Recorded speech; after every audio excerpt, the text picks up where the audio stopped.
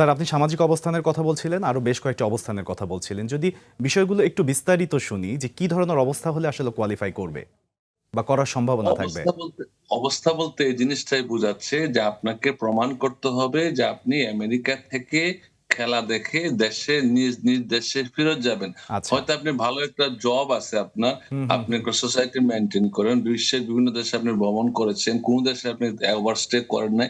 That gives you an opportunity that আপনাকে বুঝা যায় যে আপনি দেশের বাইরে থাকবেন না। হুম, আপনার হুম, হুম। ফ্যামিলি মেম্বার এখানে আছে, ভালো জব করে। হুম, যদি হুম, হুম। আমেরিকার বাইরে দেশে থাকে, আপনার দেশের প্রতি টান থাকবে।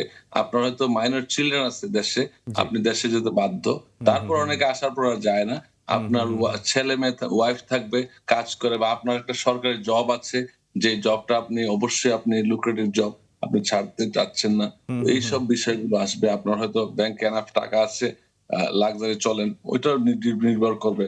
সবকিছু মিলিয়ে আরকি যদি ভিসা অফিসে যদি মনে করে যে এই লোকটা ফেরত আসবে, তখনই তাকে ভিসা দেবে। যদি মনে করে যে এই লোকটা টিকেটটা কিনছে শুধুমাত্র আমেরিকায় যে ঢুকার জন্য, প্লেনে পার হওয়ার পরে তাকে খুঁজে পাওয়া যাবে না, দেন তাকে ভিসা দেবে না।